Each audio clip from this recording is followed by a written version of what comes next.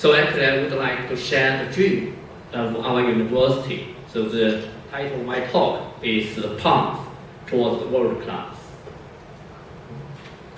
So I'll start to talk about the responsibilities of Chinese universities in the current economic circumstances.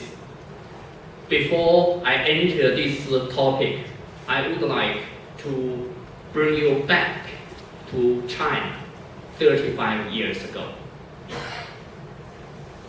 35 years ago, when China just came out from the Cultural Revolution, the economics by that time was on the edge of collapse. All Chinese people want to develop our own country, but by that time, we didn't have anything for development. We didn't have capital. We didn't have enough natural resources. We didn't have enough knowledge. The only thing we have is the large population. 1.2 billion hungry Chinese people. So actually, that's the only advantage we can rely on to develop our own economy. So actually, as one of the Nobel Prize laureates correctly pointed out, so the most critical advantage of China actually is its people. The cheap labor is only driving force in our last 35 years for our economic development. Because we have cheap labor, so therefore any kind of technology, if it can be produced in China, it will earn money. So therefore that should attract a lot of foreign capitals to do business in China, which bring the Chinese economy to a little bit richer sort of circumstances. And later on, we developed the more sort of industrialized regions, special regions in the south part of China. And also, we started to build towns and urban. So urbanization also gave another driving force to Chinese economy.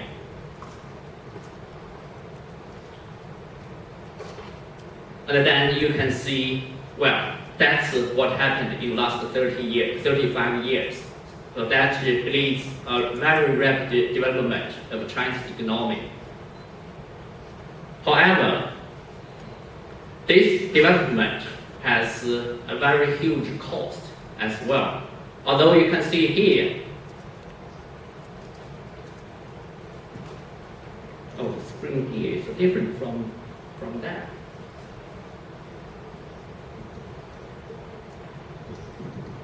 Well, in terms of urban population of China, actually you can see it's rapidly increased to over 50%. And also the agriculture, industrial service value added in China, which is a temporal development in last 35 years.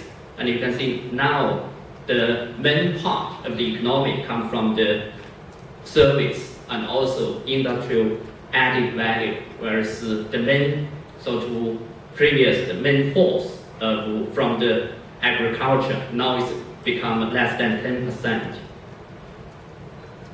And the poverty count ratio dropped dramatically, which is the major achievement in the last 35 years. However, as I said, this rapid development is based on very huge cost. So now we have a serious problem with the energy shortage, with the aging population. So actually, before we realize anything, the aged society suddenly come to China.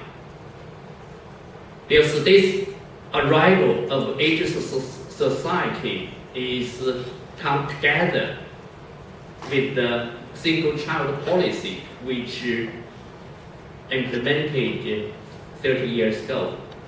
So on the one hand, aged population increased dramatically. On the other hand, the working population reduced dramatically, which caused a serious problem to China. And of course, we also have the problem with the pollution and also public health. So in the last 10 years, China is trying very, very hard to find a way to keep sustainable development. Of course, by this time, we have some factors for development, but it's not enough, not big enough to support the future development. And once again, the only advantage of China we have to rely on is the population. But this time, hopefully, we can upgrade our cheap labor advantage into educated human resources by increase greatly the size of the universities and also provide the higher education to the most of the young Chinese people, which is the only hope for this country.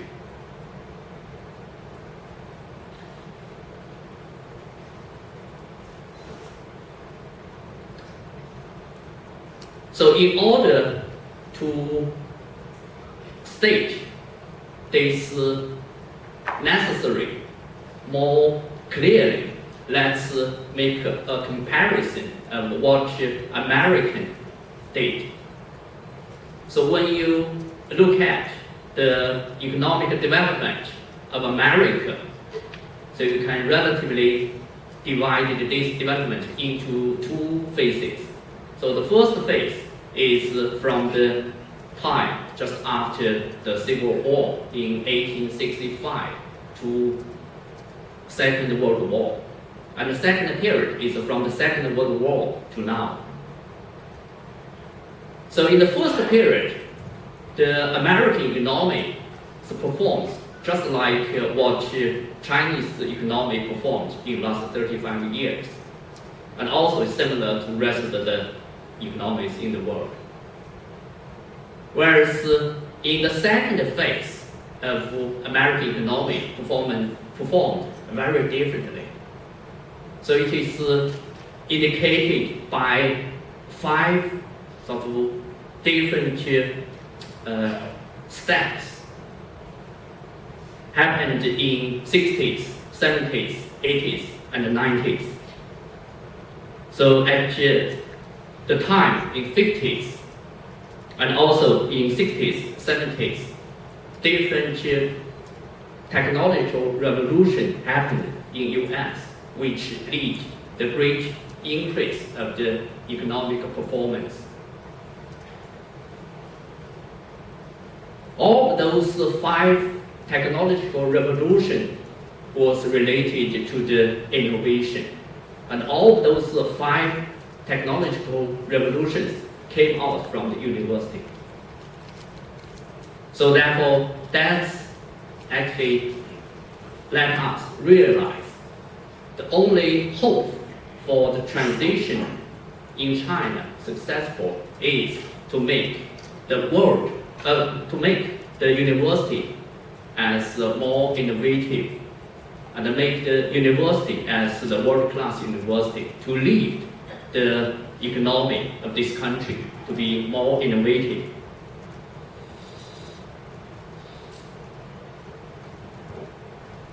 So then we realize actually university, when it was born, it is because of the demand of the society. And nowadays, the society requires the university to provide the innovation capacity. So China, in transition from the factor-driven to innovation-driven, relies on successful transition of the driving force.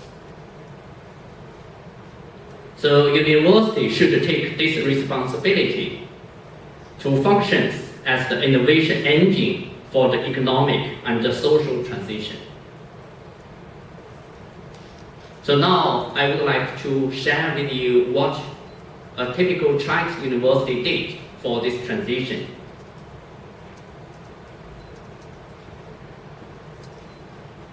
So after 35 years of high-speed economic growth, Chinese government started to invest a lot into R&D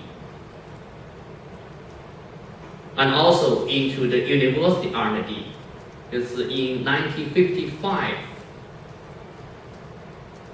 the Chinese university decided, well, the central government decided to follow Russian model. So after 1955, the Chinese universities was defined only to provide education, whereas all the research are supposed to be conducted in Chinese academic sciences. So only in recent 35 years, the Chinese universities started to regain the capacity to do the research. So therefore, the government also invests a lot of money into the R&D in university.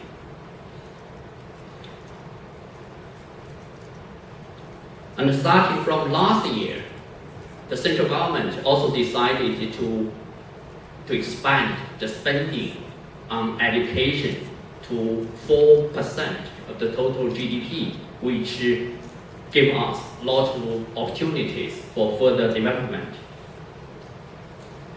When you compare the R&D spending for the selected countries in the 2000 to 2015, you can see the Chinese tendency actually is follow behind the American tendency, actually increased very rapidly. And the number of undergraduate students, as the President Demir said, actually also increased very rapidly. And nowadays, the total undergraduate students in China actually is equivalent to the total number of the rest of the world, which provide enough human power, human resources for the sustainable development in the future. And that's the proportion of postgraduate students in China's higher education also increased fairly rapidly. So I take Shanghai University as an example for this transition. In 2007, we started our strategic planning for next 10 years. So during that study, we set up the vision for the future. So for the future, SJTU should be the best university in China in 2020. Actually, because by that time, China is one of the most innovative countries. So therefore, Shanghai University set up its goal as a world-class university by that time. And our mission is to build enough innovative capacity for the country. So therefore, we decided to build this Trinity system towards excellence. So excellence in talent development, and also excellence in innovative capacity, excellence in university culture, which is also very important for the country. The unique advantage of this university is, on the one hand, this university is one of the two oldest universities in China. But on the other hand, this university is also the youngest university in China. Because in 1956, after the major part of this university moved to Xi'an, so actually nothing left in Shanghai. So we rebuilt everything. So therefore, this university is also very young. So this combination gives a very unique culture of this university. And also this university is very good at strategic thinking and also very good at action. Of course, we have a lot of major challenges. For example, we have to transform this university from an old-fashioned system to a modern, more advanced system. So therefore, we have to do many very deep reform.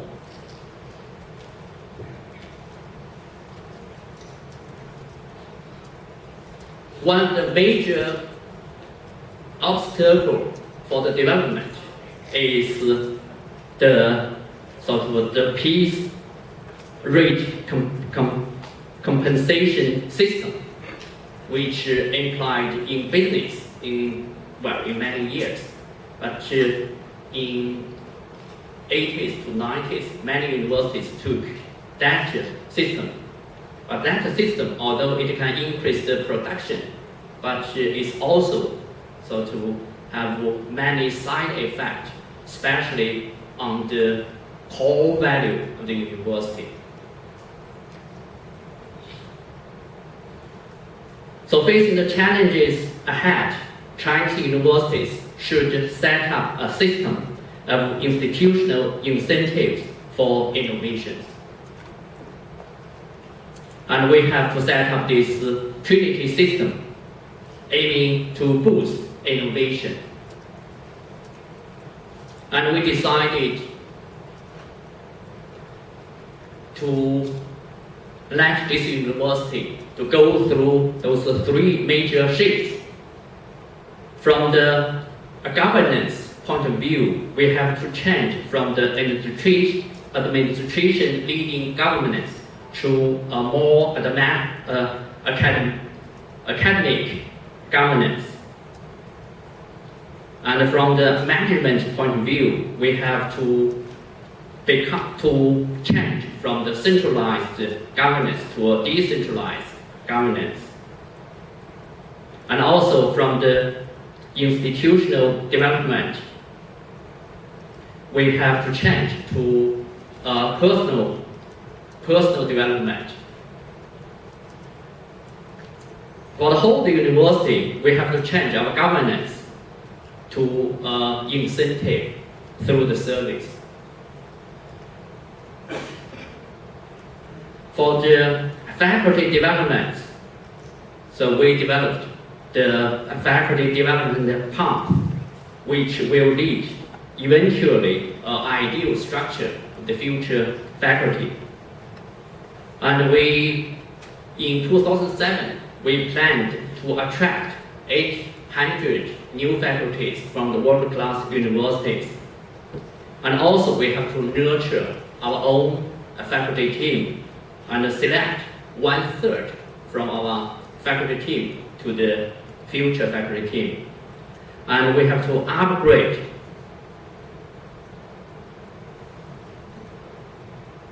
our existing faculty team, and also we have to build this supporting system.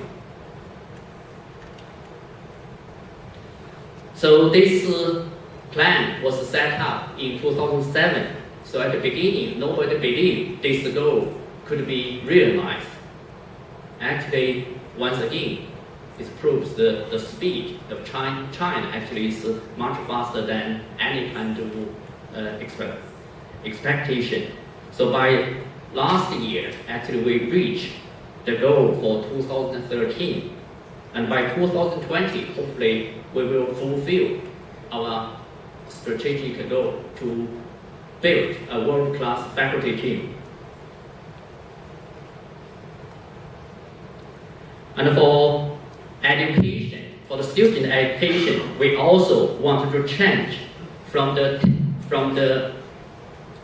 traditional knowledge transfer model to an environmental for the innovation model. And we tried quite a few pilot programs. for undergraduate students and also for graduate education. So after 6 years, we see some effects. For example, you can see the faculty numbers starting to decrease. Because on the one hand, we sort of increased the newly recruited faculties. On the other hand, we started to select from our own faculty team. And also, there are other changes in last 6 years.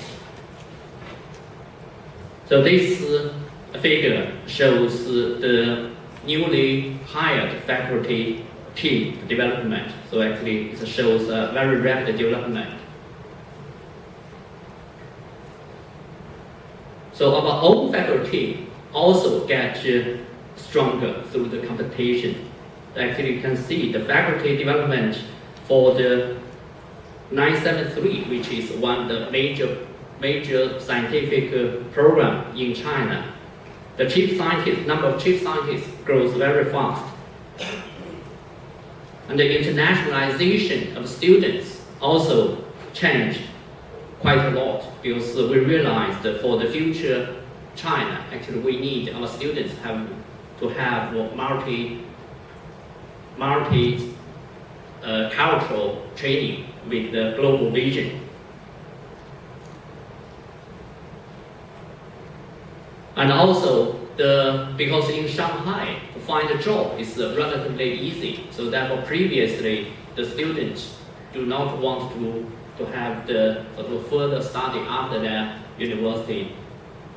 So in last 6 years, we sort of tried very hard to convince our students. So for the future China, you have to go through the graduate studies to earn the power for the innovation. And that's the proportion of international students at SJTU. At the moment, we have a couple of thousands of international students. So by 2020, the international students will reach 10,000 in China, in SJTU. That's for the PhD education. Actually, we also achieved some effects.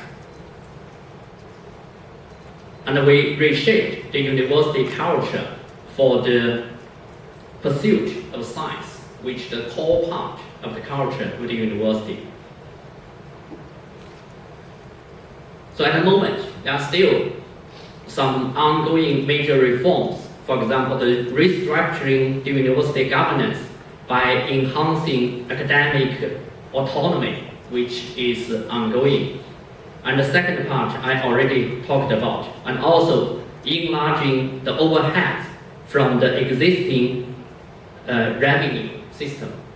Because at the moment, we only allow to charge 7% of overhead. So therefore, we invented many new methods to increase this overhead. So nowadays, we already reached 25%. And also advance the strategic planning for the future, and introducing international benchmark and so on.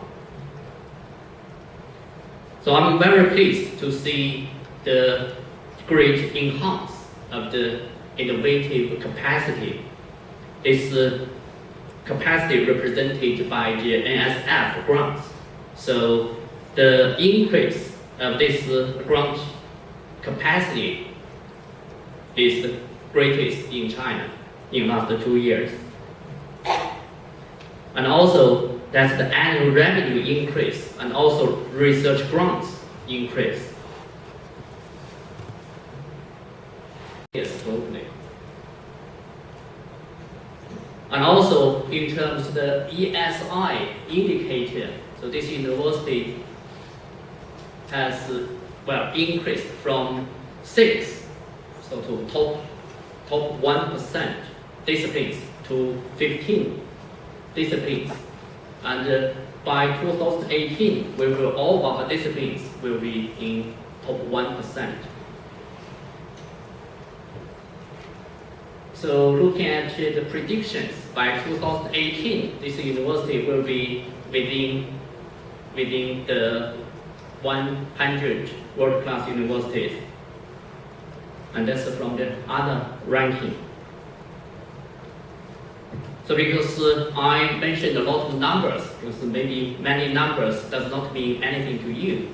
So in order to give you a more sort of clear image, I will make a comparison with the other two Singapore universities, because I'm in SMU, so I don't compete. So actually you can see that's the net asset. So now, actually before I came here, I thought the increase of Chinese universities should be the fastest. Actually, after I made this calculation, I realized actually these countries, the university in this country grows as fast as most Chinese universities. And that's the increase of the annual revenue. And that's the research revenue. And that's the faculty numbers.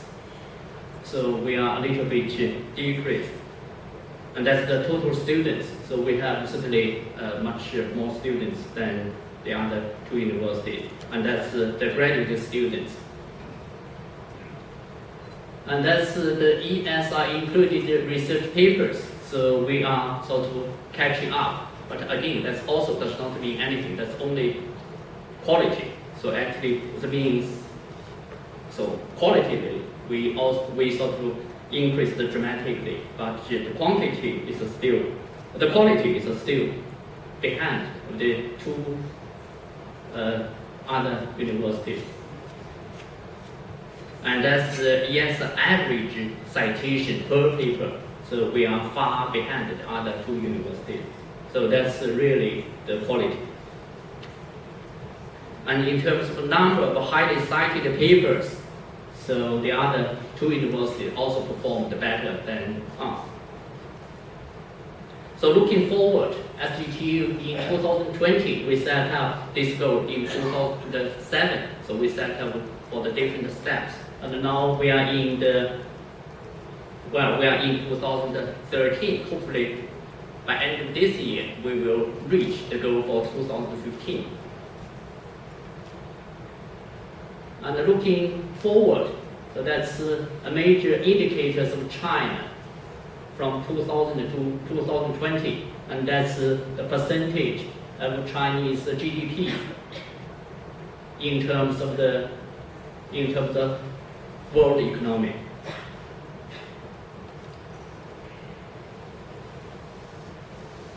And looking into the future, the dream is still to be realized. So the dream as a leading university, SJTU will play roles as a solid sense of a commitment towards truth and knowledge, and a soaring aspiration for even the dream and the ideals impossible. A torch of passion and belief that will not be extinguished. A deep sense of gratitude, hope, and social responsibilities that sustains throughout the historical moment.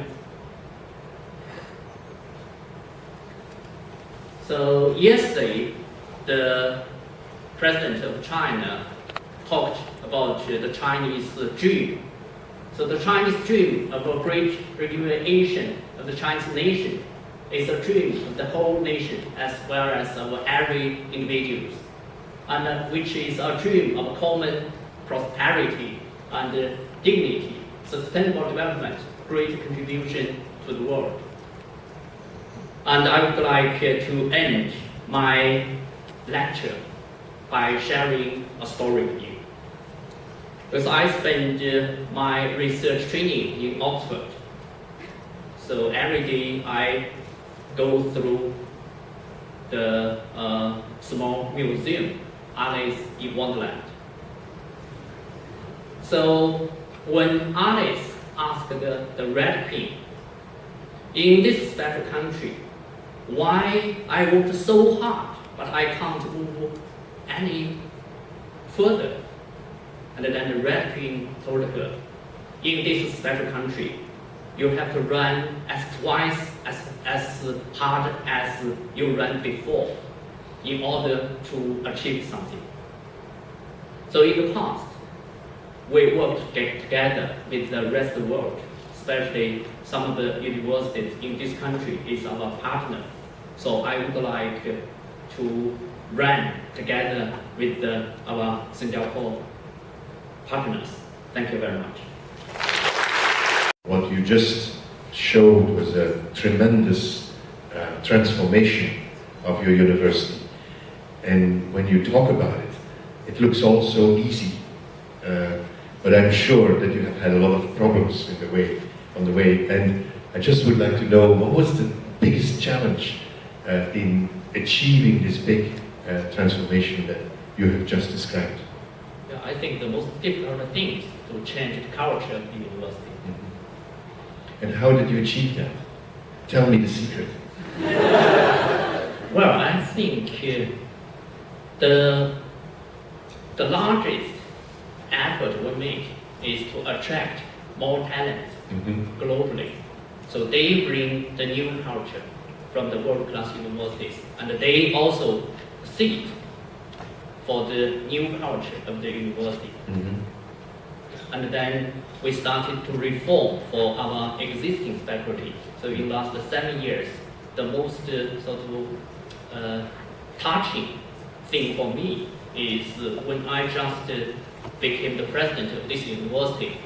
I made my speech. I talked about the dream and the passion. And some of the professors from the engineering department, they said, well, what is the background of this new president? He talked about a dream. It's not real. So he must came from social science. And nowadays, I'm very pleased. Many of our professors, even for engineering, they are also talking about their dream and their passion in front of students. So I think that's the greatest change in this university. Thank you. Thank you. I will now open it for questions from the floor. As our MC indicated, if you can introduce yourself, that would be very friendly. Very friendly. Yeah. I will take questions in English. I know that the temptation will be to speak in Chinese for some of you, but I can't handle that. I'm a grade from Shanghai Jiaotong University at 1983.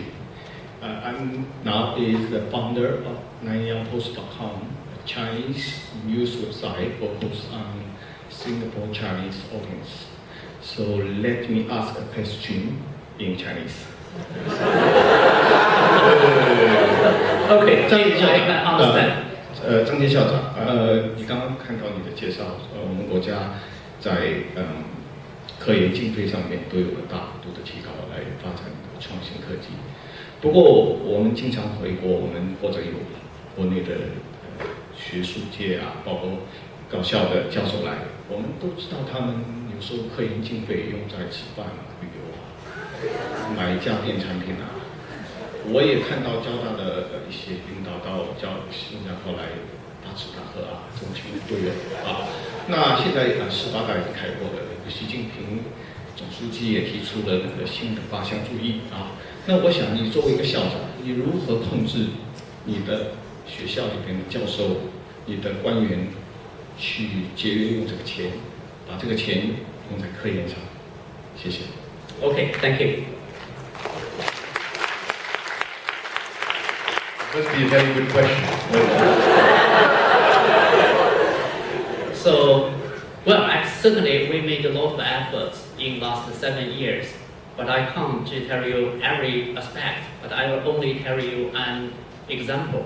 For example, when I just became the president of this university, the expenditure for water and electricity was 75 billion Chinese yuan. And then we realized actually there must be a lot of waste and also a lot of inefficient usage. So therefore we set up very serious rules for charging different rates if you overuse your water. So nowadays, after 7 years, we set up many more institutions, and also the research capacity was greatly expanded. But the total expenditure for electricity and water was reduced to 52 million Chinese yuan.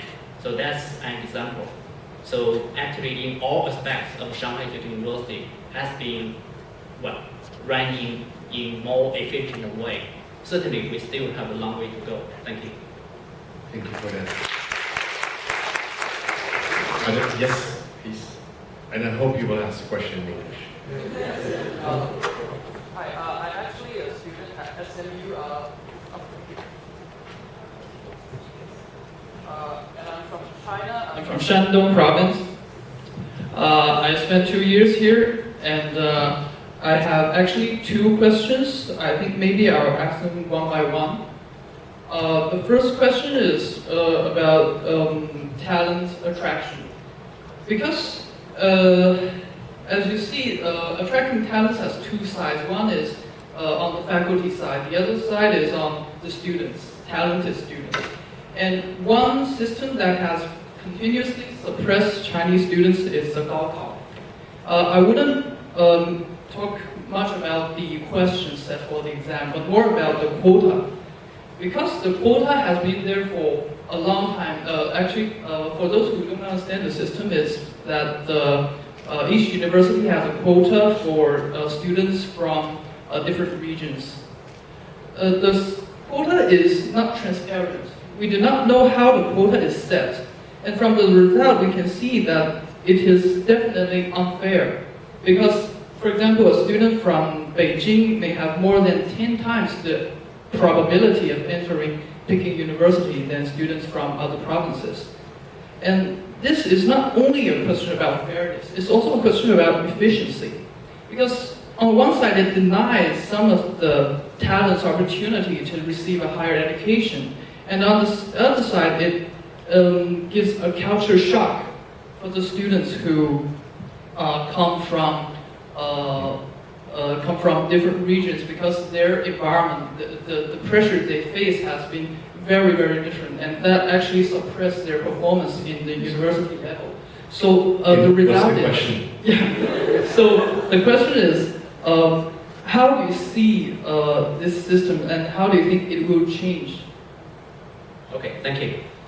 So from the university point of view, SJTU has tried very hard in the last 7 years. So we said, well, we are one of the earliest university to take this, I don't know what is the translation for Chinese, 自主招生.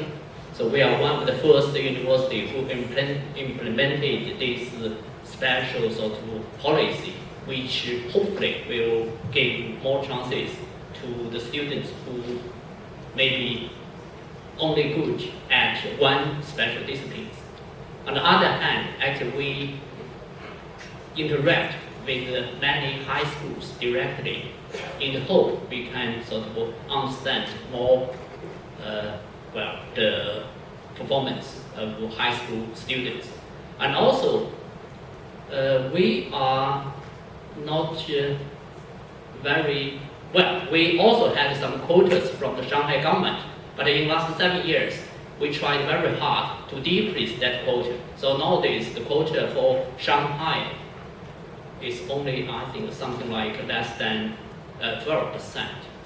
And also, we set up a quota for the rural areas for 20%, which hopefully will give the fairness for those students who live far from the big cities. So what I'm saying, actually, we tried very hard from the university point of view.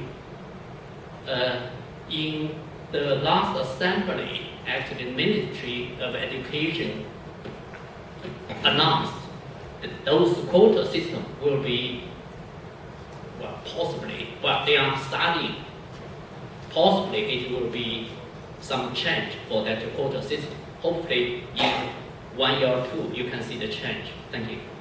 I have I'll first give it. I'll come back to you. My second question. Very short. I understand understand that there are universities set in China from the new universities like Nanfang Keda and Shanghai纽约大学. So those universities, they're very much like the Western universities. So what do you think are their influence on those traditional Chinese universities? Is it a challenge or is it a kind of stimulation? Thank you. Thank you. I think for such a big country, we really need more varieties of different types of universities. So we see it very positively. Thank you. Therefore, many Chinese people want to learn from Singapore. So likewise, Shanghai University, we are very pleased to have the partner of SMU because we can learn from this collaboration. Of course, the size of Shanghai is larger than Singapore, and the problem is also very different. So therefore, I think it's also gave SMU a very good opportunity to work on different problems happened in Shanghai or in other mega cities in the world. Thank you. Change of university culture will take a very long time. So for the time being, we use some administrative method to tackle with that problem. For example, last year, we issued a special policy for all the full professors. They have, well, we will count how many teaching hours they implemented for the undergraduate studies and also graduate studies. Even for myself, so I showed an example because for myself, I also taught a special sort of lecture, yes, for 36 hours for one semester. So the situation already changed a lot. Thank you. Thank you. When you look at the history, especially the university history, the proper time for the Chinese to develop their own universities is only actually in the last 30 years, not as long as 100 years, because we had the Cultural Revolution. During Cultural Revolution, we didn't have any universities at all. So therefore, I think it is only the matter of time to win any kind of prize. However, I would like to mention, even for Nobel Prize, it's not the goal for the purpose of the pursuit of science. So at the moment, I think the atmosphere in Chinese academics is still too anxious for the Nobel Prize. So that has some side effect to the younger generation. But the second question actually is only the limitation of the time. So if I have more time, I really would like to share with you all aspects of the university. Thank you. Very difficult to change the culture of a university. In the past, Chinese university also went through the commercialization system. So for that reason, the present Chinese universities is too much commercialized in the term of every professors count their results by counting the papers. Well, the university counting professor performance by counting their papers, which of course is wrong. So therefore we have to change it. So starting from 6 years ago, we started to take the method of international evaluation system, not annually. So actually we evaluate each school every 5 years in order to give the professors or faculty members a clear signal. The university really look highly for the long-term performance, for the core value of science pursuit, which is the core part for the education of the university. So only the university professors change their performance, change their attitudes towards the research. The students can change their attitudes towards the pursuit of science, which is, of course, the major major purpose of the Chinese university education.